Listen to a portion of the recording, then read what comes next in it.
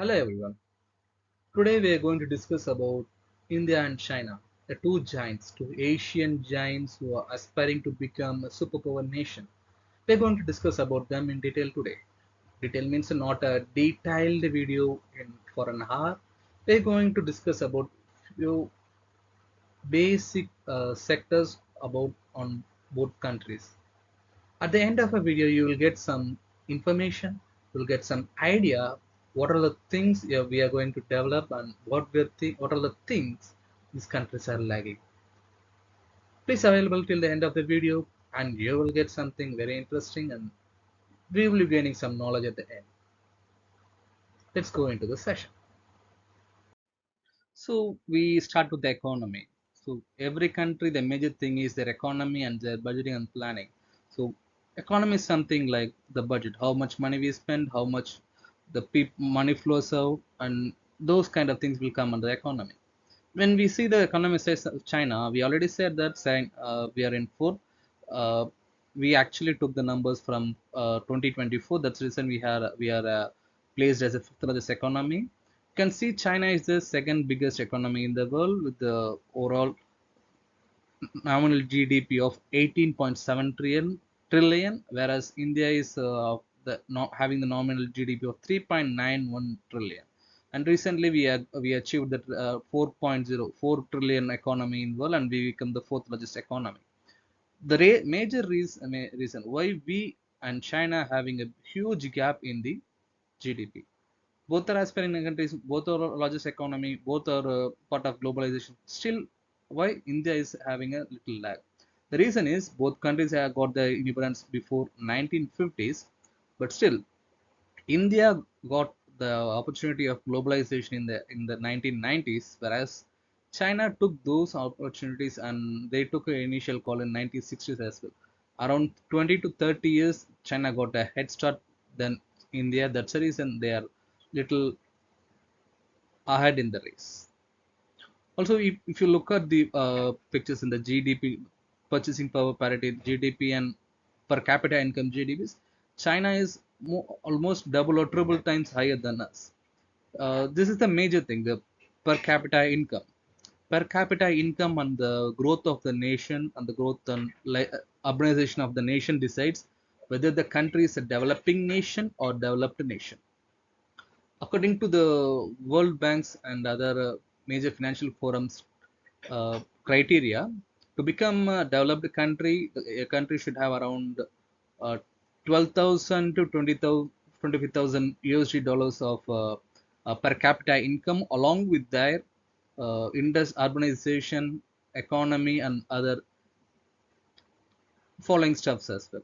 But here, when we come get this data compared with China or India means you can see China is already doing it. They're already having a per capita of $13,000 and they can able to easily achieve the position of developed nation. Whereas in India, we are having the per capita of around 2,600, and even with this 2,006, we have a possibility to achieve the developed nation category. But we have to improve other sectors like the economy, the urbanization, globalization. So everything we have to cover there. After economy, what is the most important thing? The trade.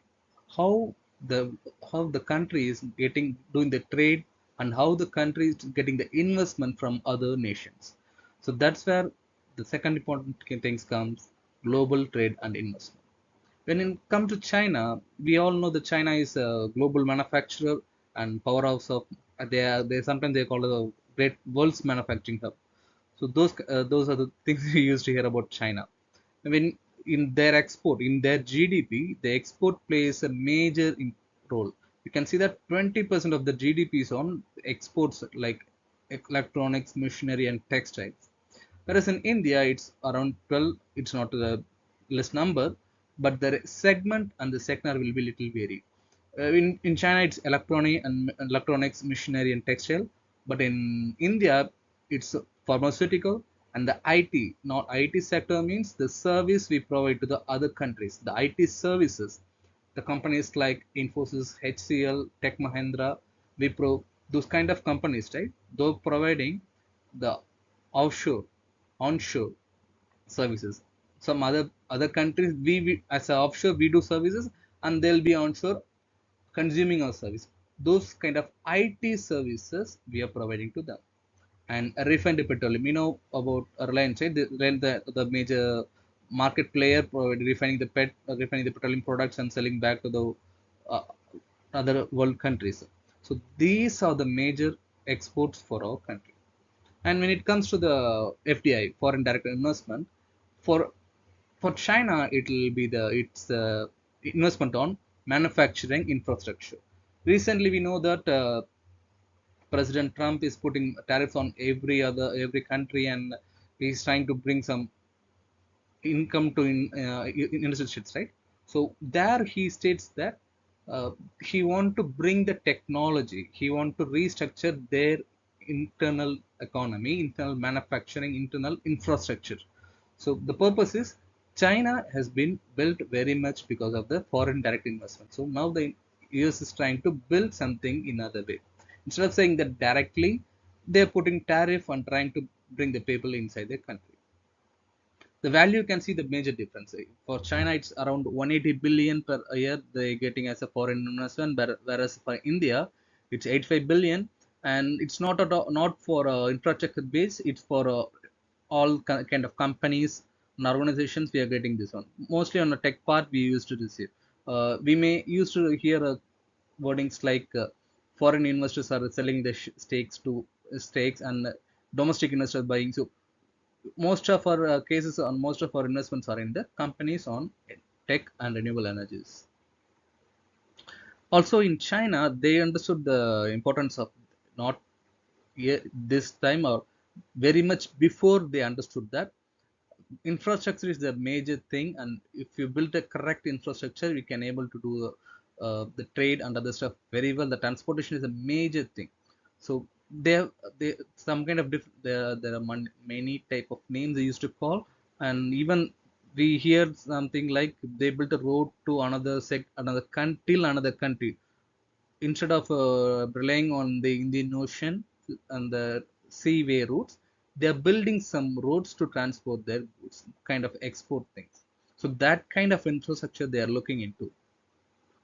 And to support the kind of tariff thing, what are the tariff Donald Trump is putting, similar kind of tariffs we have in India as well, to promote the domestic industries. We all also know, not only China, we also know that if we improve the infrastructure of the manufacturing and other units, we can able to build more domestic industry, and we can able to generate more revenue. That's the reason we also trying this one recently. We have economy and we know the trade and investment part. Now how we are going to make the growth to the system? We have people, and we have a country, we have to generate income to the people, right? So what kind of measure we are going to take to build this? For that one, in China they're having a state driven capital. uh, in China there will be single party single government structure system. There will be only one party, they will be ruling government, they will be to take care of the uh, political things as well. So what will happen, they have strict control. So it's not like multiple party system, multiple governance bodies. There is a single party and single government. So it won't be like in India we have state government and central government, the mixed economy. In somewhere it will be a private bank set, public bank, those kind of sectors, right? But in China it will be in a different way. Everything will be a single strategic sectors, and they will be imposing some frameworks, rules to follow upon. Whereas in India, we have that liberty. We have a central governing body like RBI or some other government-related bodies, and we have some different way when compared to China. They're driving everything under state. Means a single one under single government moment. But whereas in India, it will be little different. Even in India, it will be a private sector. Our major revenue to the country is based from IT sectors, which is owned by the private companies, not by the government. So here in India, the economy will be little different. It's in a kind of a mixed economy, we can say. Whereas in China, it's state economy, everything owned and governed and controlled by government. Even China is called as world's factory. They do manufacturing and do exports. So they mentioned about the 30% of their GDP is about manufacturing, and 20% is exporting, and 10% they are using it for internally. Whereas in India, most of our investments are coming, most of our revenue are from IT services. We are a global leader in IT services. We have the people in sitting in India, and we let them support to the other countries and make those countries to do get some efficiencies. They're working and all, and for that one we get paid. Company gets something, and people as for revenue, and people get something for their work. They know it. China knows something very well about infrastructure. They tie up their infrastructure with investment and growth. So, so whenever infrastructure is good, the real estate market, industrial capacity, everything comes all together. This investment-led growth will also comes in another slide in a different way, part of urbanization. Even this kind of infrastructure helps the people to improve the urbanization part. Whereas in India, we can see that consumption driven. Most of the consumption, we are 60% of the GDP is about consumption. The things that can be a money, there can be a service. It's about the consumption part. Whereas the flow is something little different. Even in the previous slides, we are discussing about China is having infrastructure. So, what kind of infrastructure they are having? They have a world-class infrastructure. Means, few people went to China and created a blog like videos, and you can see those in YouTube. They have kind of buildings. Train will be going into build inside a building. There is a building there. They have multiple floors. It's a kind of organized thing. Everything will be together. They have lift system. Just think about it. Around the lakhs of people coming to a station. It's having a multiple floors and multiple buildings. How the electricity has been planned, how the capacity, how the water system, everything has been managed. So those kind of systems they are managed very well in China. Even we know about bullet train and other trains as well, but they are very much into the technology, and they're building some more high speed trains now. Even in the port, because the port is a one exporting the goods to other countries, right? Even the port system, they have a very advanced thing, and 5G networks, they are masters in the R&D part and doing very well. Whereas in India, if we say we are good in infrastructure, no. Even in for example, I can say in Chennai city itself, if you go to the roads in Ananagar or in Beach Road is the place where politicians go because there is the secretary is there. So those road will be far good. But when it come to another area, it won't be very good because of the metro rail construction. Even though we have metro rail construction going on the Ananagar area and this kind of area, they tend to maintain the roads little well. But in other areas, it's not like that. When it goes to the urban and rural, other kinds of state, then the capital city, you can see a major difference in the infrastructure gaps. Whereas China has, I don't have those one currently. Everything in China has been used by the state spending. If there is single government, they don't have any state and central they don't have those kind of differentiation. It will be single government, and they can able to do a spending, massive spending for development, for infrastructure development itself. They're spending around 8% of their GDP. Whereas India nowadays, we are pushing few steps to expand the infrastructure projects. Recently we have some money allocated for a national infrastructure pipeline. So that's where we stand on the introduction. We discuss about the economy, people, infrastructure, and all. Now we're going to discuss how the countries are planning to grow the future of the people. The future can be only driven by the education system. So in China, the education is fully focused on STEM model, science, technology, and engineering, mathematics model, I believe. Forgive me if I am wrong. They produce yearly 10 million STEM graduates and they spend huge money, 2.4% of their GDP. Their GDP is around, they're the second largest GDP and they spend 2% of their GDP in R&D for the education part.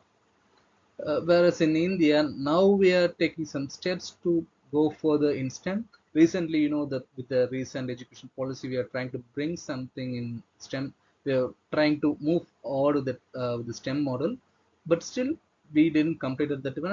And yearly basis, we are producing around 1.5 million engineering graduates, whereas only few are getting as per the data, only 15 to 20% graduates are getting actual job, and most of the graduates are going to other fields or other kind of uh, jobs which is lower than or which is irrelevant to their field. To run the family, they get some job and go for. When it comes to China, they have some well-known global universities like top universities from Asia. Even recently, I came to know about one of my colleagues in another country, and he was graduated somewhere in China University, and later he moved into another uh, American universities to study. So they have some topmost institution in China. Even in India, we have some institution whereas a few African and other country people as well come and study to graduate. During in my colleges, I used to see people in Madras University as well. In Anna University, we also have those kind of university, but it's not well known like China. But when it comes to education system, we have slight problem with India. What's the problem is we have some brain drain. What's that brain drain? Brain drain. We also India is well known. India people in the IT sector people are sometimes called as selling their brain out. They don't work for India. They support the business or operations of the another country people, which means they're not working for India. They're selling their brain to other country and let the country prosper. So they used to call it the brain. Similarly, we have some brain drain in India. What's brain drain? Most recently we can able to we hear that many Indian people, many billionaires, many well grow really top executives have been migrating to US, or now the migration to US is little bit less and Canada is little Canada the uh, cost of living is high, so in China and Canada the moving percentage is little less. But recently, in last 1 or 2 years, many people are moving into UAE, United Arab Emirates, because they have many opportunities across there. The tax rate is very less. The model is little bit different than India. So now in India we have a brain drain.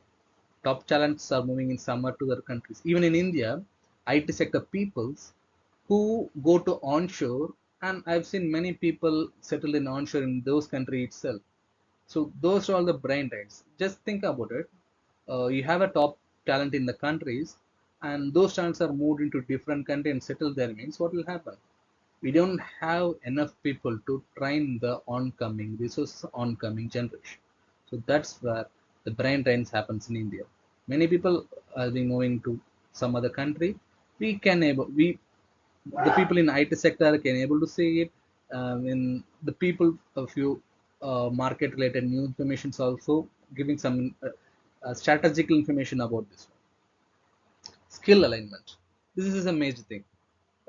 In China, the graduates, the work related skills are aligned with the education.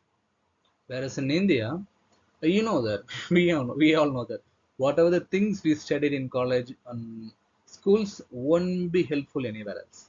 In job, it's going to be totally different. Whereas in China, they tailored the industrial and tech sectors according to their educational background. The model, the syllabus itself getting tailored based on that one. Now in India, few universities are doing it, but not every universities.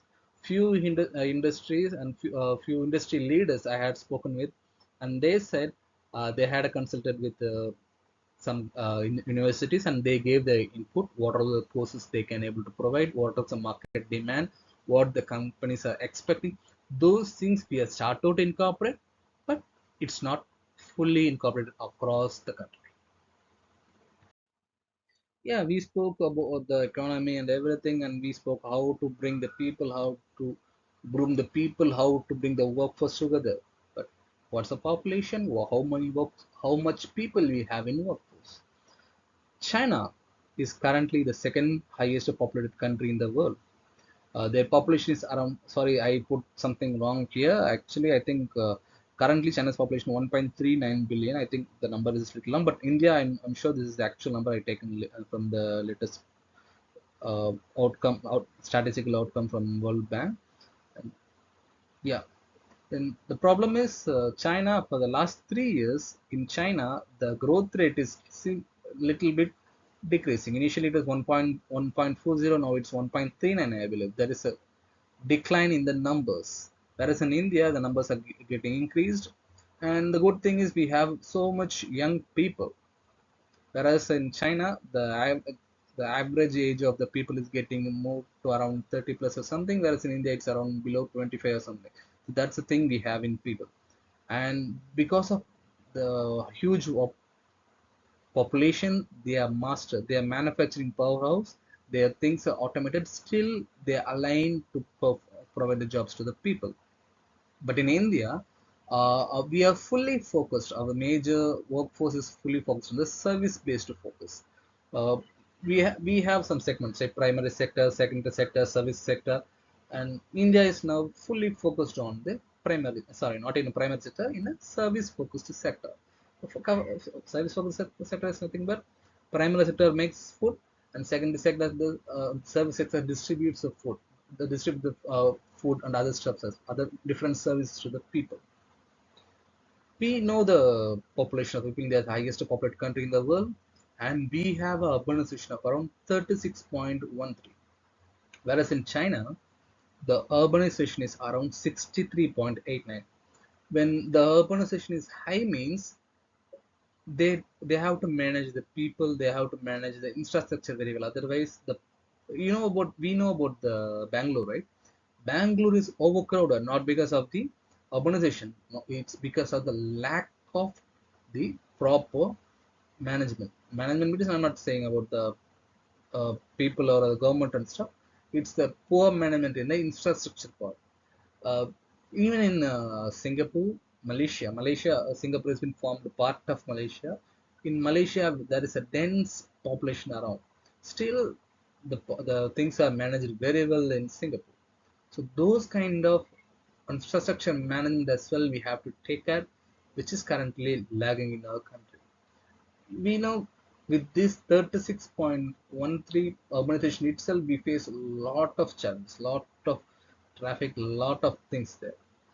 If when if in future we a- achieve around 65% urbanization, means what will happen? It will be a kind of mess. So we have to find a way to enhance our infrastructure and build something new like other global developed countries. When it comes to technology, we spoke about people, we spoke about the workforce and all. Now, what technology they are leading in? They are leading in 5G technology, they are leading in AI technology. Now, India is still relying on the large language model prepared or built by other countries, whereas China built their own AI model. I think DeepSeek, I think, yes. It was even the infrastructure level, the cost is very less when compared to the US based open AI and some other AI perplexity, right? So those kind of, when compared to the cost, they China's AI gave a similar output with very less number of cost. The cost is very less. In some instance, the search result seems to be better than China. Better, the China's one is better than other countries, and they're spending so much money in the R&D part for technology and technological innovation. They're spending around $496 billion dollars. I forgot to put a billion. Really sorry. In India, it's around 71 billion for the technology advancement. The unicorn companies, the companies, the kind of a startup, how much or startups startups earning more than a billion is usually called as unicorn companies, and China is having around 180 plus unicorn, whereas India is having around 100 unicorns. They already have an advanced infrastructure system, and still they're trying to expand their infrastructure to the other part of the country, and they're kind of trying to achieve the furthermore urbanization. Whereas in India, we are kind of expanding our infrastructure in major cities. We have started to develop few uh, infrastructures like transportation infrastructure, public transportation infrastructure like metro rail systems and other things. So this can help to reduce the crowd and other issues in the developed urbanization caused due to the urbanization part. We discussed in detail about the two countries, India and China. We came across few things, and both countries having some weaknesses, and both countries having some stronghold in few sector in market. And there is no doubts that these countries are going to be a superpower in very soon, and they will be a developed nation very soon. But for that, they have to go through multiple things, and they have to improve multiple things within themselves. Their growth is not only going to impact them, they're going to impact the global economy as well in a positive way. So let's wait and see how we're going to achieve this one, and it will be quite a time we have to wait. But in our times, we're going to see a superpower, emerging superpower. What are you guys thinking about today's video, and what do you think are the things or the major things India has to overcome, or we have to plan something differently to achieve or become a superpower little earlier than China? Comment the things in the comment section. We'll see you soon. Thank you, everyone.